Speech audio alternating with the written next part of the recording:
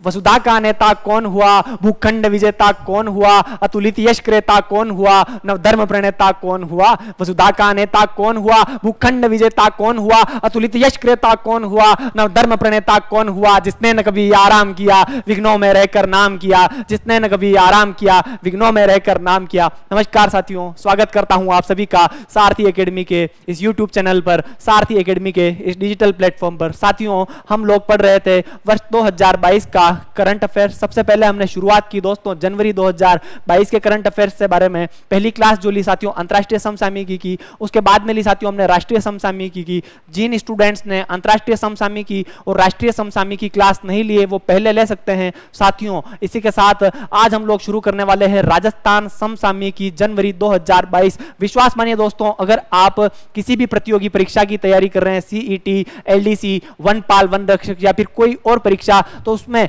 अंतरराष्ट्रीय या फिर राष्ट्रीय समसामयिकी तो आएगी ही, लेकिन राजस्थान समसामयिकी दोस्तों, राजस्थान का करंट अफेयर जो है बहुत ही ज्यादा महत्वपूर्ण हो जाता है। सीधे के सीधे प्रश्न टपकेंगे, प्रश्नों की बौछार हो सकती है साथियों राजस्थान समसामयिकी। तो साथियों शुरुआत करना चाहूंगा आज मैं अपने नए अध्याय राजस्थान समसामयिकी जनवरी 2022 के बारे में। पहली बात क्या थी, उषा शर्मा क्यों चर्चा में थी दोस्तों। उषा शर्मा हाल ही में राजस्थान की नई मुख्य सचिव कौन बनी है दोस्तों, तो उषा शर्मा जो है मेरे दोस्तों वो राजस्थान की नई मुख्य सचिव बनी है। ये उषा शर्मा जो है राजस्थान की दूसरी महिला मुख्य सचिव है दोस्तों। कौन सी है, दूसरी महिला मुख्य सचिव है। तो राजस्थान की प्रथम महिला मुख्य सचिव कौन थी, वो थी दोस्तों श्रीमती कुशाल सिंह। कौन थी दोस्तों, श्रीमती कुशाल सिंह जो थी वो राजस्थान की प्रथम महिला मुख्य सचिव थी, जो कि वर्ष 2009 में मुख्य सचिव बनी थी। और उस टाइम भी सीएम कौन थे साथियों, अशोक गहलोत थे। और अभी भी दोस्तों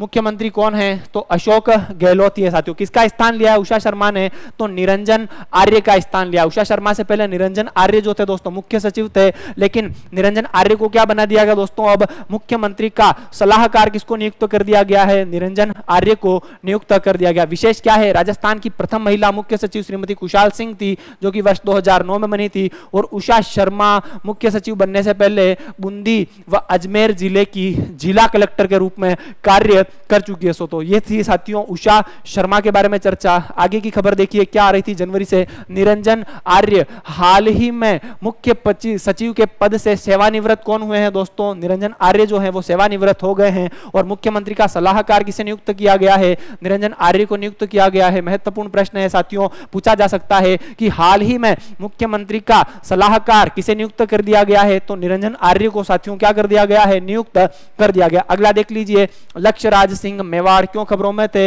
लक्ष्यराज सिंह मेवाड़। तो राज्यपाल का सलाहकार किसको नियुक्त कर दिया गया दोस्तों, लक्ष्यराज सिंह मेवाड़ को राज्यपाल का सलाहकार नियुक्त कर दिया गया है। और ये क्या करेंगे, पर्यटन और रोजगार, कौन से विषयों पर, पर्यटन एवं रोजगार के विषयों पर क्या देंगे साथियों, ये राज्यपाल को सलाह देने का कार्य करेंगे लक्ष्यराज सिंह मेवाड़। बात करते हैं राज्यपाल सलाहकार मंडल का गठन कब हुआ, तो 23 जुलाई 2020 के दिन राज्यपाल सलाहकार मंडल का गठन किया गया। कब हुआ, 23 जुलाई 2020 के दिन राज्यपाल सलाहकार मंडल का गठन हुआ। क्या करता है राज्यपाल सलाहकार मंडल, विभिन्न विषयों पर क्या करता है, राज्यपाल को सलाह देता है। लक्ष्यराज सिंह मेवाड़ क्या करेंगे दोस्तों, पर्यटन और रोजगार से संबंधित विषयों पर राज्यपाल को सलाह देने का कार्य करेंगे। एक विशेष बात दोस्तों कि जो भी चीज हम लोग पढ़ रहे हैं उसको आप लिखे तो ठीक है, नहीं तो सारथी एकेडमी के टेलीग्राम चैनल पर आपको इस चीज का पीडीएफ मिल जाएगा। आप उस पीडीएफ की प्रिंट आउट निकलाकर अपने पास में रख सकते हैं दोस्तों। जो भी चीज अपन पढ़ेंगे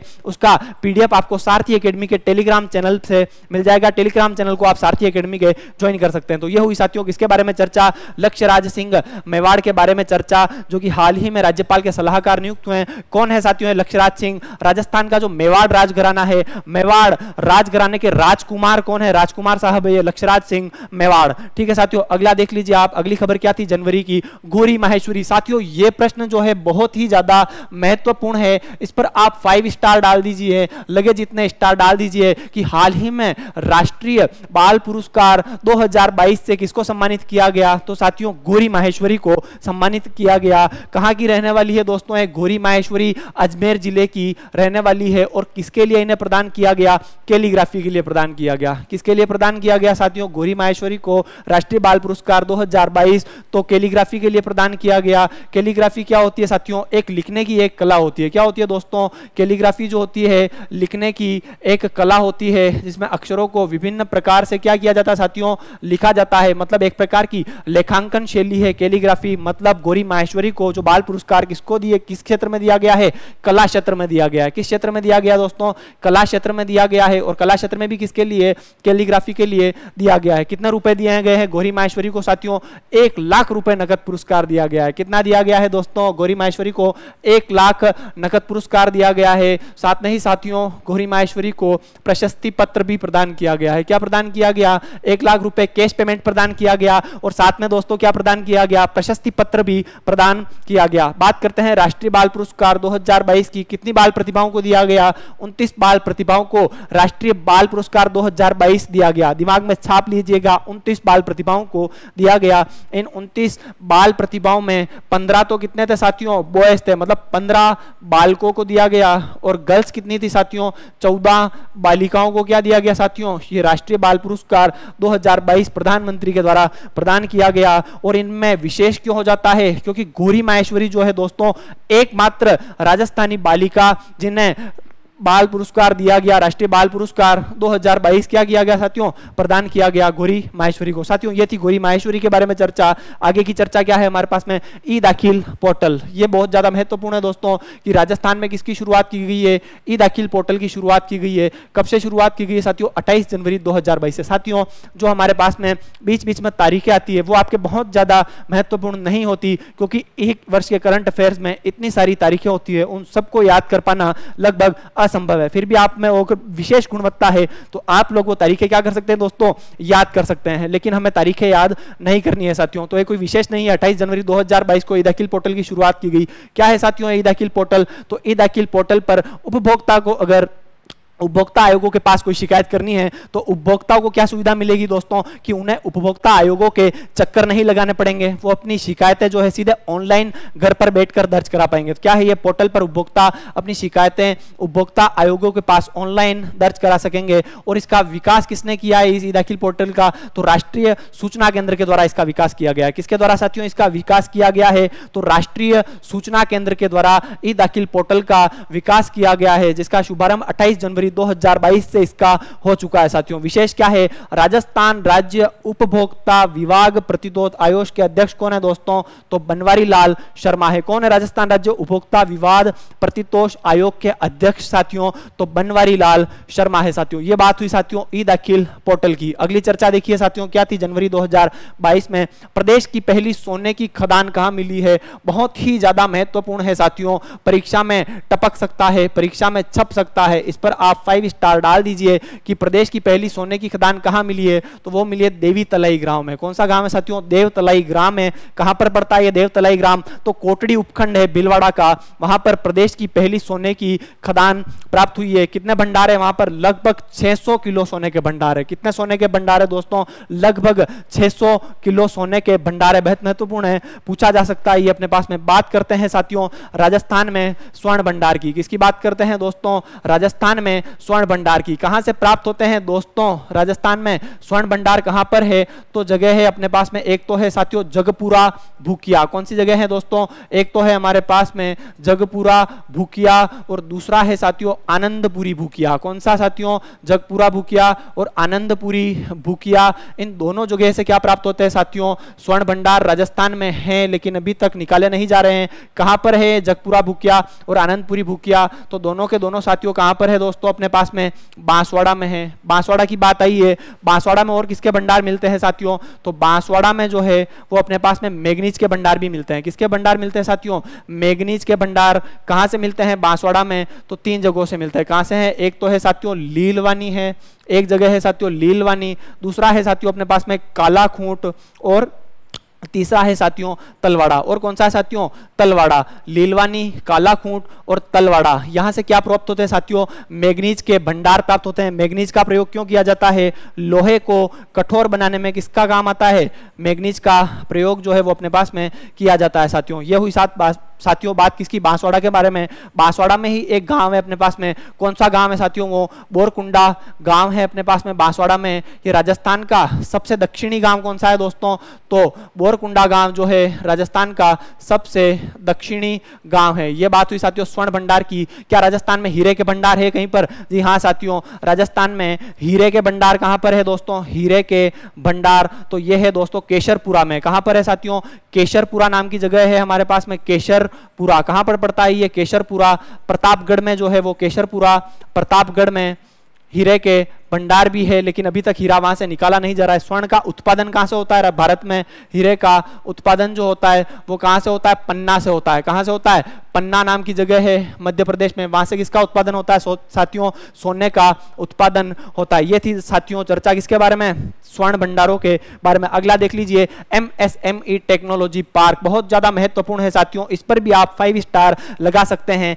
कि राजस्थान में MSME टेक्नोलॉजी पार्क कहां बनने वाला है, तो साथियों दौसा में बनेगा। कहां पर बनेगा, MSME टेक्नोलॉजी पार्क दौसा में बनेगा। इसके लिए लागत कितनी आएगी साथियों, तो 100 करोड़ की लागत से बनेगा। कितनी लागत से बनेगा साथियों, 100 करोड़ की लागत से बनेगा। और इसके लिए सहयोग कौन देगा, केंद्र सरकार का MSME मंत्रालय जो है इसके लिए पैसे देगा, इसके लिए सहायता देगा। साथियों MSME मंत्री कौन है अभी, साथियों MSME मंत्री जो है वो कौन है अभी, नारायण राणे। कौन है दोस्तों, तो MSME मंत्री है साथियों नारायण राणे जो है वो दोस्तों कौन है अभी, MSME मंत्री है साथियों नारायण राणे जो है वो MSME मंत्री है। क्या विशेष है, इससे दौसा में 5000 युवाओं को रोजगार के नए अवसर प्राप्त हो जाएंगे। कितने युवाओं को रोजगार के अवसर मिलेंगे साथियों इससे, तो 5000 युवाओं को इससे दौसा में रोजगार के नए अवसर प्राप्त हो जाएंगे। तो ये हुई साथियों MSME टेक्नोलॉजी पार्क की चर्चा, जो कहां पर बनने वाला है दोस्तों, दौसा में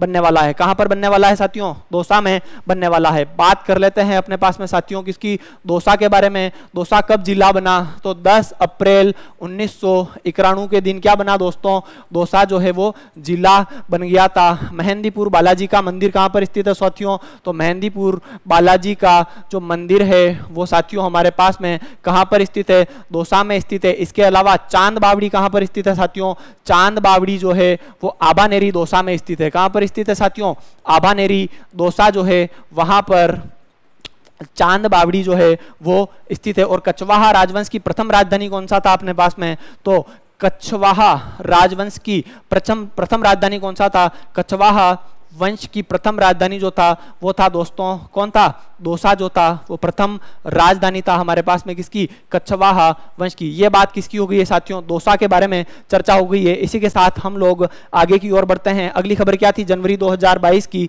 तो वो देखिए साथियों, Hasrat Jaipuri award for contribution in cinema. इस वर्ष का Hasrat Jaipuri award for contribution in cinema किसको प्रदान किया गया दोस्तों, तो सईद कादरी को दिया गया है। किसको दिया गया साथियों, सईद कादरी को Hasrat Jaipuri award for contribution in cinema दिया गया है। क्यों दिया गया है, भीगे होठ तेरे प्यासा दिल मेरा, जैसे मशहूर गीत किसने लिखे हैं साथियों, भीगे होठ तेरे प्यासा दिल मेरा, तो इन्होंने ही लिखा है सईद कादरी ने। कहां पर जन्म हुआ था इन सईद कादरी का साथियों, तो इनका जन्म हुआ था अपने पास में जोधपुर में। तो महत्वपूर्ण प्रश्न है कि हाल ही में Hasrat Jaipuri award for contribution in cinema किसको प्रदान किया गया दोस्तों, तो वो सईद कादरी को प्रदान किया गया है। देखिए साथियों अगली खबर क्या थी जनवरी की, 24वां राष्ट्रीय ई गवर्नेंस पुरस्कार, बहुत ज्यादा महत्वपूर्ण है। कौन से क्रम का है साथियों, तो 24वां राष्ट्रीय ई गवर्नेंस पुरस्कार किसको प्रदान किया गया साथियों, तो नागौर जिले को प्रदान किया गया। कौन से जिले को हाल ही में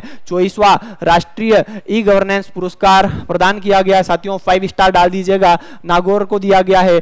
किसको दिया गया है नागौर में भी, तो नागौर में सिलिकोसिस केयर नाम का जो अभियान चलाया था नागौर जिले में उसको दिया गया है। क्या होती है साथियों सिलिकोसिस नाम की बीमारी, तो साथियों जो लोग खानों में, खदानों में या फिर पत्थर घिसने वाली मशीनों के पास में काम करते हैं उनके साथियों क्या हो जाती है, सिलिकोसिस नाम की बीमारी हो जाती है। धीरे धीरे धूल के कण, वो मिट्टी के कण जो होते हैं वो जाते हैं अंदर फेफड़ों में जम जाते हैं। सिलिकोसिस किससे संबंधित बीमारी है साथियों, तो फेफड़ों से संबंधित बीमारी बीमारी है। किससे संबंधित बीमारी है? फेफड़ों से संबंधित बीमारी है और एक लाइलाज बीमारी है दोस्तों। इसका कोई भी क्या नहीं है, इलाज नहीं है अपने पास में। तो नागौर के सिलिकोसिस केयर अभियान को क्या दिया गया साथियों? ये पुरस्कार दिया गया। सिलिकोसिस पीड़ित लोगों हेतु नागौर जिला कलेक्टर ने सिलिकोसिस केयर अभियान चलाया था। जो जिला कलेक्टर थे नागौर के, उन्होंने क्या चलाया था साथियों? सिलिकोसिस केयर नाम का अभियान हमारे पास में चला दिया गया था। साथियों चर्चा कर लेते हैं अपने पास में सिलिकोसिस के बारे में। तो सिलिकोसिस नीति लाने वाला पहला राज्य कौन सा था साथियों? तो सिलिकोसिस नीति लाने वाला पहला राज्य जो था वो था साथियों कौन सा था अपने पास में? हरियाणा। कौन सा था दोस्तों पहला राज्य? हरियाणा, नंबर 1 हरियाणा। पहला राज्य कौन सा था सिलिकोसिस नीति लाने वाला? हरियाणा था।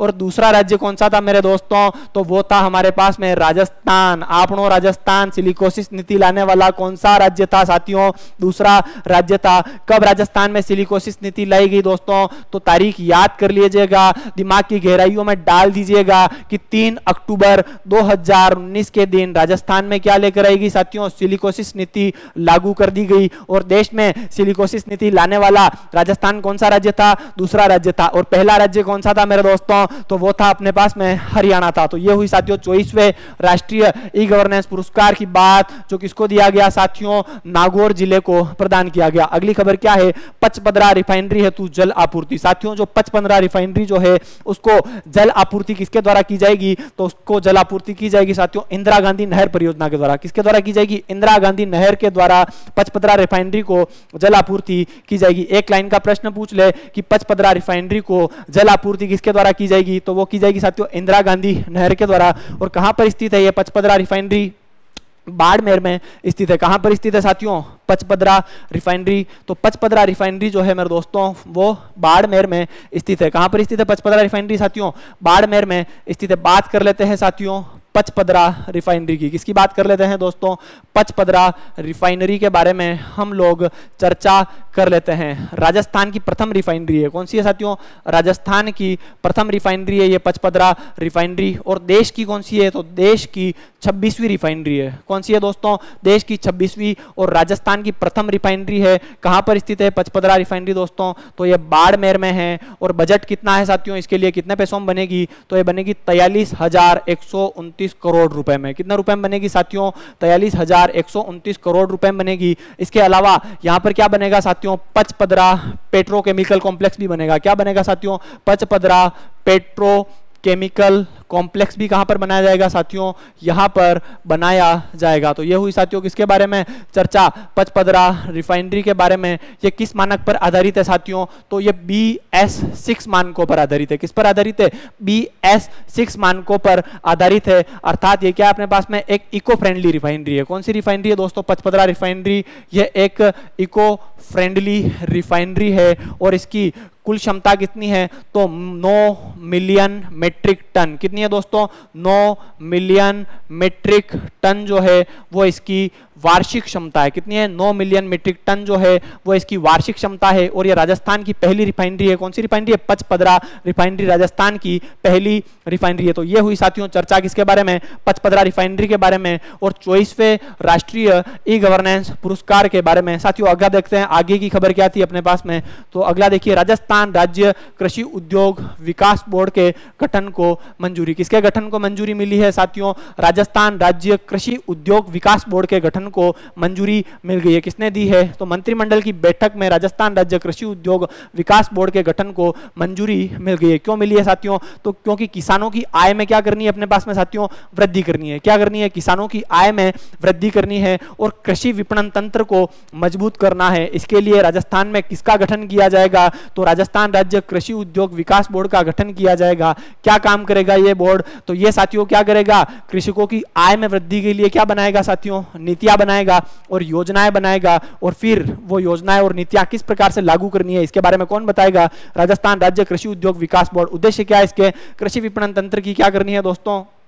मजबूती करनी है और किसानों की आय में वृद्धि करनी है। तो प्रश्न पूछा जा सकता है हाल ही में कृषकों की आय में वृद्धि के लिए किसके गठन को मंजूरी दी गई है, तो उसका नाम है राजस्थान राज्य कृषि उद्योग विकास बोर्ड के गठन को हमारे पास में क्या दे दी गई साथियों, मंजूरी दे दी गई। अगला देखिए साथियों, नेक्स्ट क्या था अपने पास में, लिग्नाइट आधारित ताप विद्युत संयंत्र कहां पर लगेगा, लिग्नाइट आधारित ताप विद्युत संयंत्र तो गुड़ा पश्चिम में लगेगा। कहां पर लगेगा लिग्नाइट आधारित ताप विद्युत संयंत्र साथियों, तो इसकी स्थापना गुड़ा पश्चिम में होगी। कहां पर है दोस्तों ये गुड़ा पश्चिम, तो ये गुड़ा पश्चिम जो है दोस्तों बीकानेर में है। लिग्नाइट आधारित ताप विद्युत संयंत्र की स्थापना कहां पर होगी साथियों, गुड़ा पश्चिम बीकानेर में होगी। मतलब विद्युत बनाने के लिए किसका प्रयोग किया जाएगा, लिग्नाइट कोयले का प्रयोग किया जाएगा। बात करते हैं साथियों लिग्नाइट कोयले की, तो भूरा कोयला किसको कहा जाता है दोस्तों, तो लिग्नाइट को भूरा कोयला कहा जाता है और इसमें कार्बन की मात्रा कितनी होती है, 25 से 35% तक लिग्नाइट में कोयले कार्बन की मात्रा होती है। बात करते हैं साथियों कोयले के बारे में, तो कोयला जो है वो कितना प्रकार का होता है दोस्तों,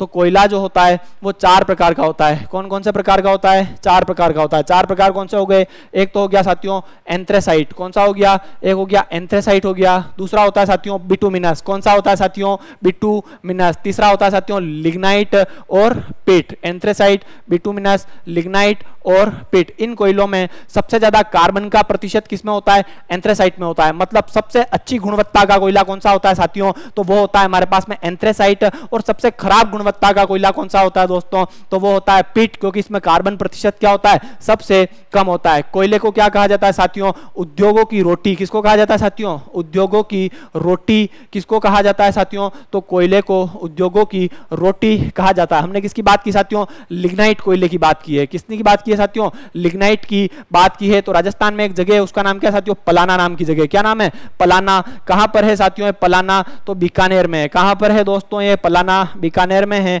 और सर्वश्रेष्ठ किस्म का लिग्नाइट, सर्वश्रेष्ठ किस्म का लिग्नाइट जो है वो कहां से प्राप्त होता है साथियों, तो सर्वश्रेष्ठ लिग्नाइट कोयला जो होता है देश में वो पलाना बीकानेर से प्राप्त होता है। तो ये हुई साथियों लिग्नाइट आधारित ताप विद्युत संयंत्र की चर्चा, जिसकी स्थापना कहां पर होगी साथियों, गुड़ा पश्चिम में। और गुड़ा पश्चिम साथियों हमारे पास में बीकानेर में पड़ता है साथियों। अगला देखिए नेक्स्ट खबर क्या थी अपने पास में जनवरी की, मन्नत सिवाच। कौन सी सिवाच साथियों, मन्नत सिवाच। हाल ही में मिस टीन इंटरनेशनल इंडिया कौन बनी है, तो मन्नत सिवाच। मन्नत की मन्नत क्या हो गई है दोस्तों, पूरी हो गई है। और मिस टीन इंटरनेशनल इंडिया कौन बन गई है दोस्तों, मन्नत सिवाच बन गई है अपने पास में। कहां की रहने वाली है मन्नत सिवाच, तो जयपुर की निवासी है। और कहां इनका जन्म हुआ था साथियों, तो जन्म श्री गंगानगर। एक लाइन का प्रश्न आए कि हाल ही में मिस टीन इंटरनेशनल इंडिया कौन बनी है दोस्तों, तो मन्नत सिवाच। क्या होगा, मन्नत की मन्नत क्या होगी दोस्तों,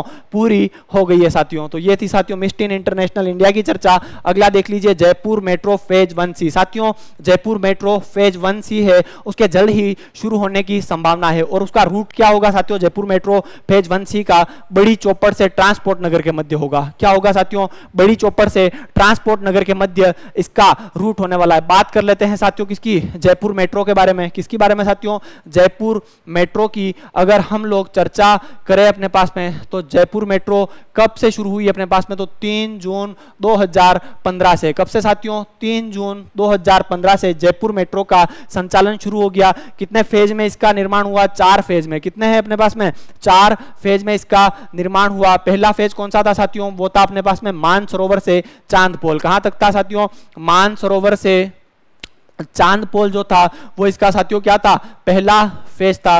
दूसरा फेज क्या था साथियों, तो वो था साथियों चांदपोल से बड़ी चौपड़। कहां तक था साथियों, चांदपोल से बड़ी चौपड़ तक जो था वो साथियों इसका दूसरा फेज था अपने पास में। और तीसरा फेज जो है वो कहां तक होगा साथियों, वो होगा बड़ी चौपड़ से ट्रांसपोर्ट नगर। कहां होगा साथियों, तीसरा फेज 1C, ये हो गया 1A। तो बड़ी चौपड़ से लेकर कहां तक हो गया साथियों, बड़ी चौपड़ से ट्रांसपोर्ट नगर तक होगा साथियों। कहां तक होगा, बड़ी चौपड़ से ट्रांसपोर्ट नगर तक होगा अपने पास में। ये हुई साथियों किसकी बात में चर्चा, Jaipur metro rail 1C। 1A Mansarovar से चांदपोल, 1B चांदपोल से बड़ी चौपड़, 1C बड़ी चौपड़ से ट्रांसपोर्ट नगर। साथियों देख लीजिए 1D कहां तक चलेगा इसके बाद में भविष्य में, तो मानसरोवर से अजमेर रोड चौराहा। तो ये हुई साथियों जयपुर मेट्रो के चारों फेज की बात, कहां से लेकर कहां तक है। और जयपुर मेट्रो का संचालन कब शुरू हुआ, 3 जून 2015 से राजस्थान में क्या होगी साथियों, जयपुर मेट्रो की शुरुआत होगी। तो ये हुई साथियों किसके बारे में चर्चा, जयपुर मेट्रो 1C के बारे में चर्चा। अगला देख लीजिए साथियों, मुकुल चौधरी क्यों खबरों में थी साथियों, Mukul Chaudhary global inspirational woman award, हाल ही में किसको ग्लोबल इंस्पिरेशनल वुमन अवार्ड से सम्मानित किया गया है साथियों, तो मुकुल चौधरी को। किसको सम्मानित किया गया, मुकुल चौधरी को सम्मानित किया गया। कौन है मुकुल चौधरी, बड़े फेमस आईपीएस अधिकारी पंकज चौधरी जो है उनकी पत्नी है दोस्तों। कौन, ये मुकुल चौधरी पंकज चौधरी की क्या है, पत्नी है। क्यों दिया गया, कौन सी संस्था ने दिया साथियों, तो संस्था का नाम है ऑनलाइन ट्राइडेंट। किसके द्वारा दिया गया साथियों, ऑनलाइन ट्राइडेंट के द्वारा दिया गया। क्यों दिया गया, तो साथियों राजस्थान में कई इलाकों में अभी भी क्या था, गटर की सफाई के लिए या फिर सेफ्टी टैंक की सफाई के लिए क्या होता था, मानव लोग जो है वो खुद क्या करते थे साथियों, टैंक के अंदर उतरते थे और उससे क्या कई बार क्या होता साथियों, जहरीली गैस जो है वो निकलती अचानक से और उससे क्या हो जाती दोस्तों, लोगों की मृत्यु हो जाती। तो इन्होंने क्या किया साथियों, मुकुल चौधरी ने हाई कोर्ट में याचिका दाखिल कर गटर में उतरने वाले सफाई कर्मियों को राहत दिलाई। किसने दिलाई, मुकुल चौधरी ने दिलाई अपने पास में। फिर क्या किया, हाई कोर्ट के आदेश के बाद राजस्थान सरकार ने गटर में उतरने की प्रथा को बंद कर दिया गया। क्या कर दिया गया साथियों, गटर में उतरने की प्रथा को बंद कर दिया गया। अब अगर आपको गटर की सफाई करनी है तो मानव नहीं उतरेंगे और सिर्फ मशीनों के द्वारा गटर की सफाई की जा सकती है। और उसके लिए याचिका किसने लगाई थी साथियों, जनहित याचिका वो लगाई थी अपने पास में मुकुल चौधरी ने लगाई थी, जो कि आईपीएस अधिकारी पंकज चौधरी की पत्नी है। साथियों अगला देखिए, जनहित याचिका। तो भारत में जनहित याचिका की शुरुआत करने में सबसे महत्वपूर्ण भूमिका किसकी थी अपने पास में, तो वो थी अपने पास में जस्टिस पी.एन. भगवती की। किसकी थी दोस्तों, जस्टिस पी.एन. भगवती की। कहां से, किसकी थी साथियों, जस्टिस पी.एन. भगवती की। उस समय पर ये कौन थे, मुख्य न्यायाधीश थे भारत के सुप्रीम कोर्ट के। और ये जनहित याचिका का प्रावधान कहां से लिया गया साथियों, ये लिया गया दोस्तों अमेरिका से लिया गया। कहां से लिया गया साथियों, जनहित याचिका, तो ये अमेरिका से ली गई है साथियों। ये हुई साथियों चर्चा मुकुल चौधरी के बारे में जिन्हें सम्मान दिया गया। अगला देख लीजिए साथियों, संतोष स्मृति कला चर्चा सृजन सम्मान। किसको दिया गया साथियों, संतोष स्मृति कला चर्चा सृजन सम्मान बहुत ही ज्यादा महत्वपूर्ण है, वीर नारायण आर्य को दिया गया था। किसको दिया गया साथियों, संतोष स्मृति कला चर्चा सृजन सम्मान तो वीर नारायण आर्य को दिया गया। कौन है ये वीर नारायण आर्य, तो पारंपरिक लघु चित्रण कला के चित्रकार है अपने पास में वीर नारायण आर्य। साथियों हम लोग चीजों को थोड़ा क्या कर रहे हैं, स्पीड में पढ़ रहे हैं, क्योंकि हमें क्या करना है, पिछले 10 महीने का करंट अफेयर्स 2022 का सारा करंट अफेयर्स हमें कवर करना है। साथियों ये चीजें आप लिखे तो ठीक है, नहीं तो आपको सारथी एकेडमी के टेलीग्राम चैनल पर ये सारी की सारी चीजें ऐसे के ऐसे पीडीएफ के रूप में आपको प्राप्त हो जाएगी। साथियों क्या होता है कि एक वर्ष जो होता है, एक महीना जो होता है, उसका करंट अफेयर कोई भी मैगजीन लेके आना आप, उसमें 100 से 150 पेज का होता है, लेकिन उसमें काम की बातें कितनी होती है दोस्तों, सिर्फ 20 से लेकर 25 पेज की उसमें काम की बातें होती है। तो हमें क्या करना है साथियों, कचरे को नहीं पढ़ना है। ये जो हमारी क्लास है उसमें सारी की सारी चीजें टू दी पॉइंट होंगी, क्या चीजें परीक्षा में पूछी जा सकती है, सिर्फ और सिर्फ एग्जाम ओरिएंटेड हमें क्या करनी है साथियों, स्टडी करनी है। क्योंकि गधे और घोड़े में दोस्तों क्या होता है, बहुत बड़ा अंतर होता है। हमें जो है वो घोड़ा बनना है, गधा नहीं बनना है। हमें भीड़ भाड़ में नहीं फंसना है। किसमें नहीं फंसना है दोस्तों,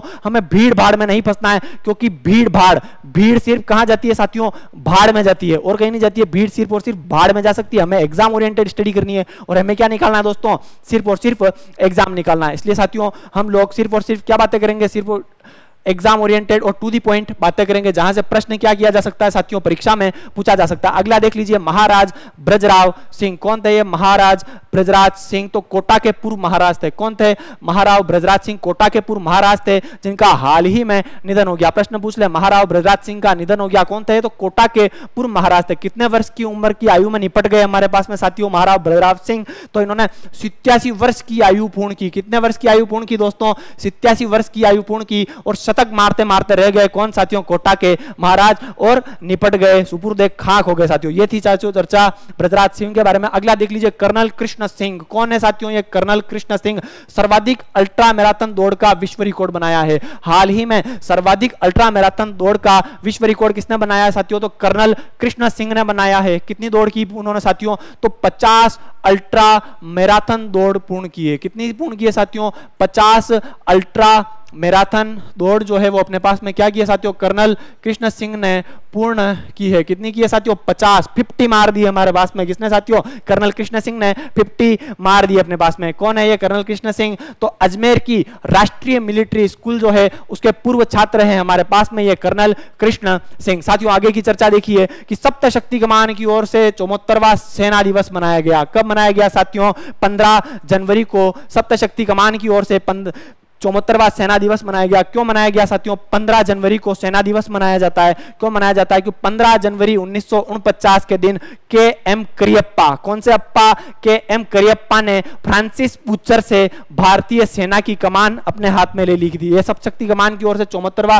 सेना दिवस कहां पे मनाया गया दोस्तों, तो ये जयपुर में मनाया गया। क्यों मनाया गया, 15 जनवरी 1949 को के एम करियप्पा ने फ्रांसिस बूचर से भारतीय सेना की कमान अपने हाथ में ले ली। इससे पहले क्या होता था साथियों, भारतीय सेना के जो अध्यक्ष होते थे या फिर भारतीय सेना की कमान जो होती थी वो अंग्रेजों के हाथ में होती थी। लेकिन इसके बाद अंग्रेजों के लात मार दी गई। क्या कर दी गई दोस्तों, लात मार दी गई। और अध्यक्ष कौन बने, सेना की कमान किसने ले ली साथियों, के एम करियप्पा ने ले ली गई। तो प्रश्न क्या बन गया हमारे पास में कि सप्त शक्ति कमान की ओर से 74वां सेना दिवस कहां पर मनाया गया साथियों, तो हमारी राजधानी जयपुर में मना दिया गया।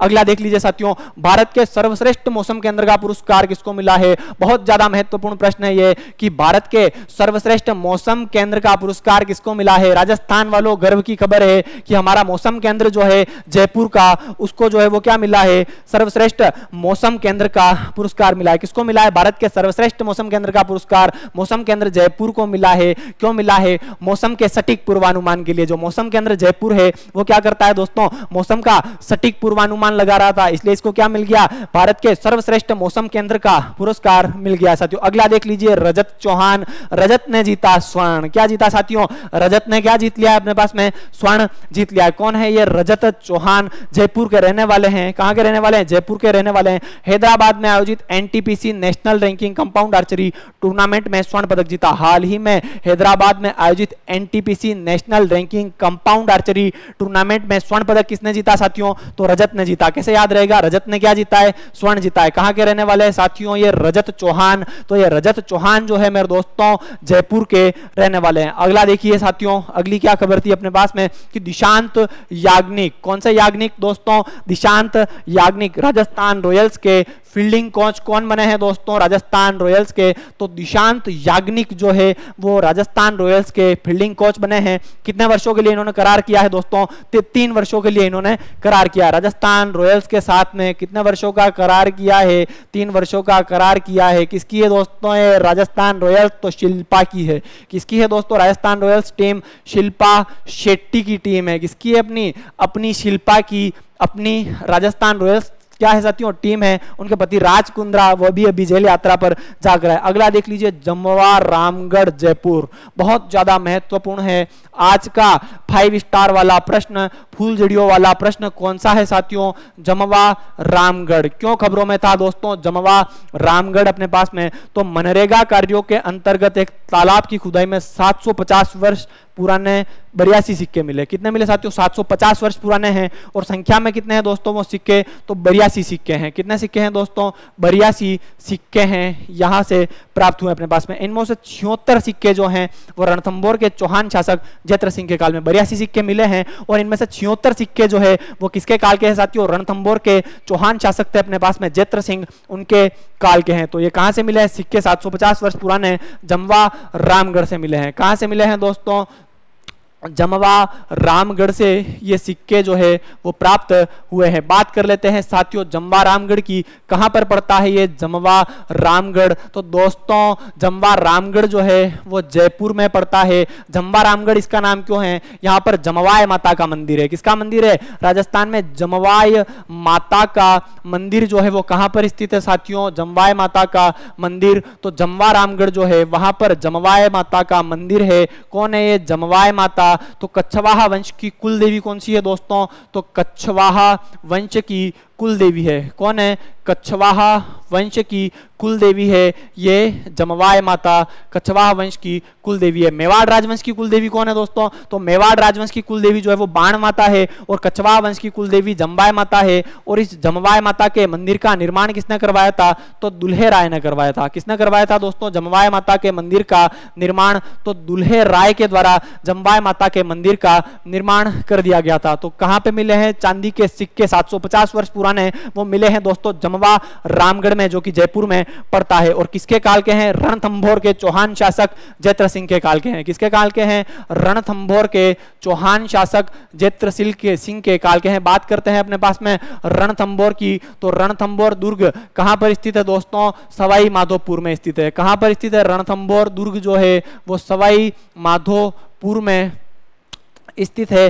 और अबुल फजल ने किस दुर्ग के लिए कहा था अपने पास में कि यह दुर्ग जो है वो बख्तरबंद है? क्या है अपने पास में? अबुल फजल ने क्या कहा था इस दुर्ग के बारे में कि रणथंभौर का दुर्ग जो है बख्तरबंद है, जबकि अन्य सभी दुर्ग क्या है अपने पास में? नंगे है। यह बात किसने कही थी साथियों? रणथंभौर दुर्ग के बारे में कही थी अबुल फजल ने। राजस्थान का प्रथम शाखा कहां पर हुआ था? रणथंभौर में हुआ था, वर्ष 1301 में हुआ था। हमीर देव चौहार ने क्या कर दिया था साथियों?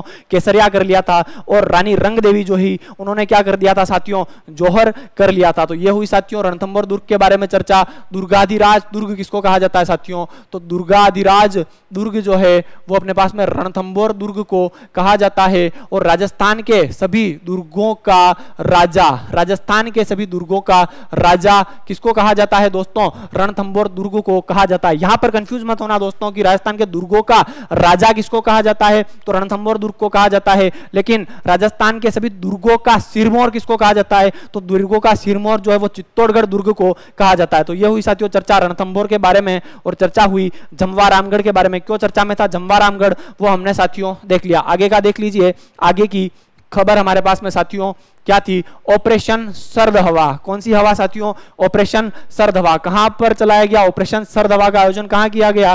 तो राजस्थान की पश्चिमी अंतरराष्ट्रीय सीमा पर किसका आयोजन किया गया साथियों? ऑपरेशन सर्द हवा चलाया गया राजस्थान की पश्चिमी सीमा पर। और किसने चलाया है ये ऑपरेशन सर्द हवा? तो बीएसएफ ने, यानी कि बॉर्डर सिक्योरिटी फोर्स ने ऑपरेशन सर्द हवा कहां चलाया साथियों? तो राजस्थान की पश्चिमी सीमा पर चलाया। तो राजस्थान की पश्चिमी सीमा के बारे में चर्चा कर लेते हैं साथियों। किसके बारे में? पश्चिमी सीमा के बारे में चर्चा कर लेते हैं। कुल कितनी लंबी है राजस्थान की पश्चिमी सीमा? तो 1070 किलोमीटर लंबी है। कितनी लंबी है दोस्तों?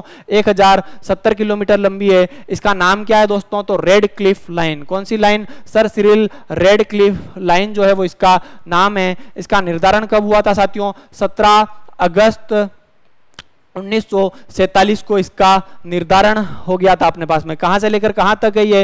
हिंदूमल कोट से लेकर शाहगढ़ बल्ज तक है। कहां तक है दोस्तों? हिंदूमल कोट से शाहगढ़ बल्ज तक है। कहां तक है? हिंदूमल कोट से शाहगढ़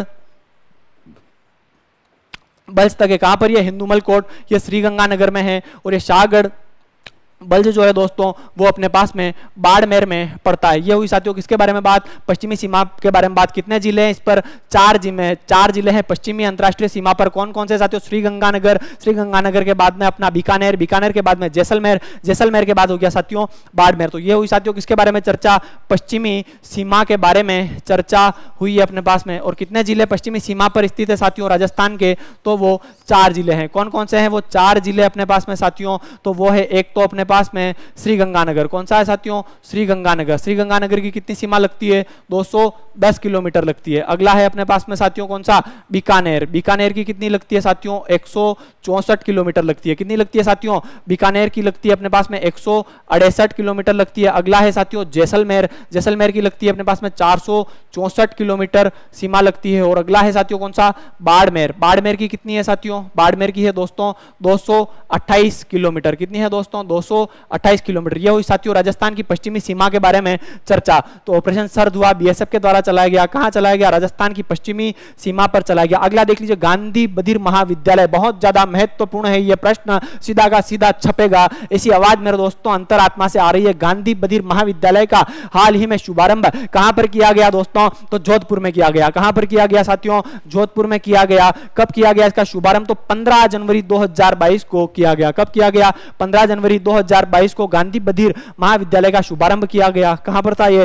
पहले क्या था साथियों, यहाँ पर गांधी बधिर विद्यालय था जिसकी स्थापना 1982 में हुई थी। कब हुई थी? गांधी बधिर विद्यालय की स्थापना 1982 में हुई थी जोधपुर में। उस गांधी बधिर विद्यालय को क्रमोन्नत कर दिया गया और उसके स्थान पर क्या बना दिया गया? इसको गांधी बधिर महाविद्यालय बना दिया गया। यहां पर साथियों सही कर लीजिएगा आप, ये महाविद्यालय नहीं है, ये विद्यालय है जो कहां था अपने पास में? जोधपुर में ही था, गांधी बधिर विद्यालय जिसकी स्थापना 1982 में हुई थी और इसको अब क्रमोन्नत करके क्या कर दिया गया साथियों? गांधी बधिर महाविद्यालय बना दिया गया साथियों। इसी के साथ साथियों आज की चर्चा को मैं विराम देना चाहूंगा। आज हमने देखा साथियों राजस्थान समसामयिकी के बारे में। हमने जो भी पढ़ा है साथियों ये पीडीएफ आपको सारथी एकेडमी के टेलीग्राम चैनल से मिल जाएगी साथियों और ये क्लास इसी प्रकार से रोज चलती रहेगी। धन्यवाद साथियों। इसी के साथ आप लोगों से विदा लेना चाहूंगा।